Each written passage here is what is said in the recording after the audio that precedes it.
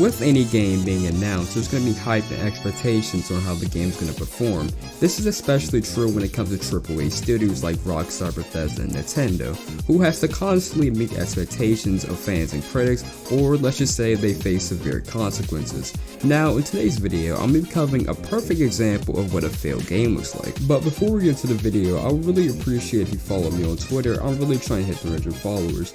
But with that out of the way, let's get into the video. For Honor was and still is an action fighting game set during the medieval time period, where you have 3 factions to choose from, either the Knights, Vikings, or Samurai. The weird thing is, this doesn't affect the game at all. You can still play any character for whatever faction you want. I think this is where they first went wrong. Allowing the faction system to basically be useless threw away a perfect opportunity to have some loyalty added into the game. Whenever you search or play For Honor, the main thing that is pushed at you is factions and the storyline behind each one, but none of them hold any substance because you can switch factions at any time. The only thing that factions are really used for is the war map, which has no impact on gameplay besides the in-season loot. Now, there are many ways to grow a dedicated fan base, whether that be good game mechanic tournaments or updates, and it's sad to see, but For Honor fails at each one of these core mechanics, and luckily my friend is here to cover these failures. Today I'll be talking about For Honor and how it fails to keep a dedicated fan base at all times. I have never seen a game with just overall horrible mechanics, but For Honor's mechanics are wonky and even laggy to a sense. You could hit someone from their side guard, but their attack will still hit you even though you hit them first, which makes absolutely no sense, because it should have stopped their attack. The community calls this hyper armor, and it can be OP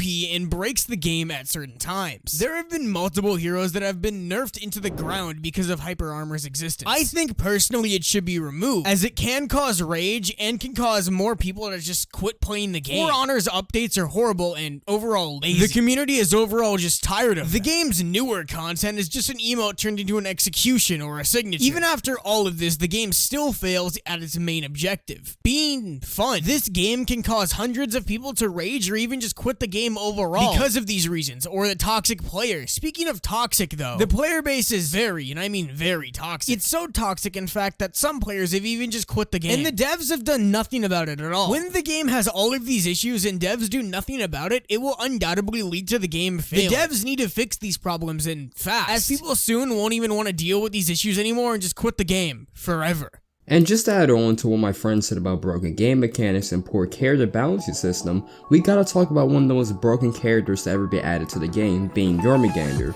Now, just to describe this character, she basically breaks every game mechanic. For example, for Honor you have stamina, and you basically have to have stamina to put up a fighting chance, but this abomination of a character actively takes away your stamina, making it feel like Kill the Fighter. Moving away from game breaking characters, let's touch on the servers and the issues that the game has had. Personally, I only played on Xbox, and the queue times were embarrassing to say the least, and this is when the game was in its prime, so I think it's better if I get a veteran of this game, being Killjoy Roger, and I asked him to share his humble opinion on the subject, and he says the following: game sucks, simple as that. A majority of the player base is on PlayStation 4, which suffers immensely from input delay, but it caters so heavily to the PC community that the devs don't care about us commenters. The game was in a near perfect state pre-CCU, but the one time they did cater to the standard players, they completely destroyed the game, and now you can't tell the difference between a bronze player and a grandmaster player. You can't make a read-based game when some heroes such as Warner were already unreachable and read-based. The devs genuinely have no idea what they're doing, in my honest opinion. Now, the only 2 words I understand out of all of that was game sucks, and that's my final opinion on the subject.